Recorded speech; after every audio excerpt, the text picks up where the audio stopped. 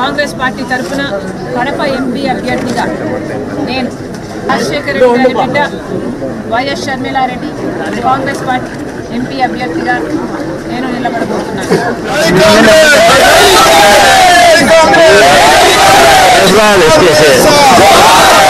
ఈ నిర్ణయం తీసుకోవడం నాకు సులువైంది కాదు.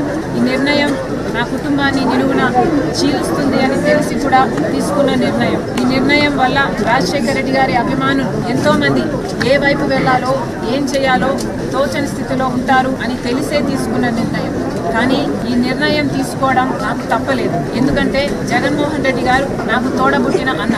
జగన్మోహన్ రెడ్డి గారు అంటే నాకు ద్వేషం లేదు. జగన్మోహన్ రెడ్డి గారు నా రక్తం.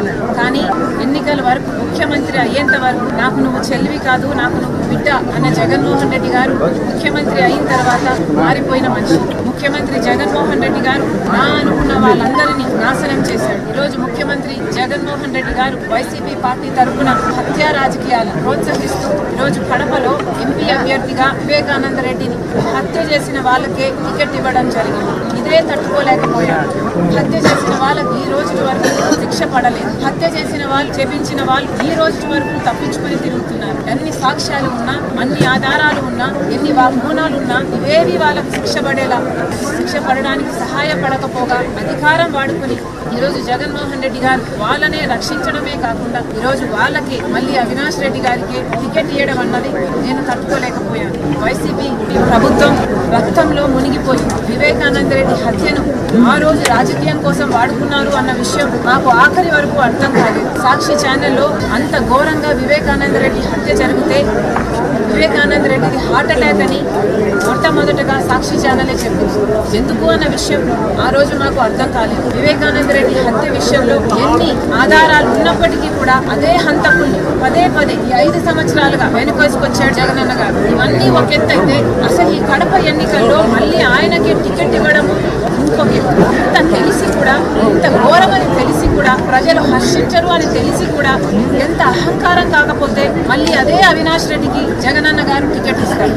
రాజశేఖర రెడ్డి గారి బిడ్డగా నేను ఏం చేయాలో ఆలోచించాను. నేను రాజశేఖర రెడ్డి బిడ్డను. అలాగే వివేకానంద రెడ్డి గారు రాజశేఖర రెడ్డి గారి తమ్ముడు. రాజశేఖర రెడ్డి గారి తమ్ముడై ఉండి రాజశేఖర రెడ్డి గారు బ్రతికున్నంత కాలం రామ లక్ష్మణుల్లాగా ఎంత అన్యూన్యంగా ఉండేవాళ్ళు, ఎంత నమ్మకంగా ఒకరికొకరు ఉండేవాళ్ళు ప్రజలందరూ చూశారు. రాజశేఖర రెడ్డి గారి మాటను వివేకానంద రెడ్డి గారు ఎప్పుడూ జవదాటలేదు. అలాంటి వివేకానంద రెడ్డి గారి ఆఖరి కోరిక, చివరి కోరిక నేను ఎంపీగా నిలబడాలి అని నా దగ్గరికి వచ్చి దాదాపు 2 గంటల పాటు ఎంపీగా నిలబడాలమ్మా అని నన్ను ఎంతగానో ప్రాధాయపడ్డారు. ఆయన చివరి కోరిక నేను ఎంపీగా నిలబడాలి.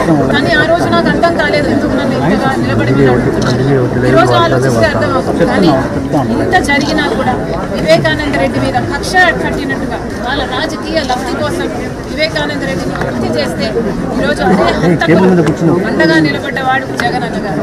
మరి రాజశేఖర రెడ్డి గారి బిడ్డగా నేను ఏం చేయాలి? రాజశేఖర రెడ్డి గారి తమ్ముడి విషయంలోనే నేను న్యాయం చేయలేకపోతే ఇక ప్రజలకు ఏం న్యాయం జరుగుతుంది? రాజశేఖర రెడ్డి గారి తమ్ముడి బిడ్డ సునీత న్యాయం కోసం ఈ రోజు వరకు కూడా కోర్టు తిరుగుతుంది, గడప తిరుగుతుంది. ఎక్కడ వీలైతే అక్కడ న్యాయం చేయండి ఇప్పటి వరకు కూడా అడుగుతూనే ఉంది. అసలు కనికరం లేదా? అసలు వాళ్ళని హంతకులు అంటున్నారే, అసలు మీకు హృదయం అన్నదే లేదా? ప్రజలందరూ గమనిస్తున్నారు. ఇది ఎంత మటుకు న్యాయం, ఎంత మటుకు సబబు ప్రజలు గమనించారు.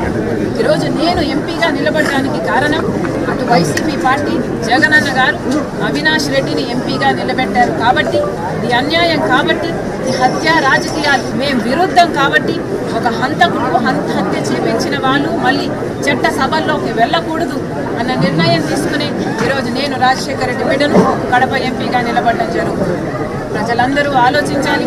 రాజశేఖర రెడ్డి గారి కొడుకయ్యుండి రాజశేఖర రెడ్డి గారి ఆశయాలను నిలబెడతానని చెప్పిన జగనన్న గారు ఒక్క అవకాశం ఇవ్వండి అన్నారు. ప్రజలు నమ్మారు. ఒక్క అవకాశం ఇచ్చారు జగనన్న. రాజన్న రాజ్యం తెస్తానన్న జగనన్న గారు రాక్షస రాజ్యం తీసుకొచ్చారు. ఒక్క అవకాశం ఇవ్వండి, నేను స్పెషల్ స్టేటస్ తీసుకొస్తాను అని చెప్పాడు జగనన్న గారు.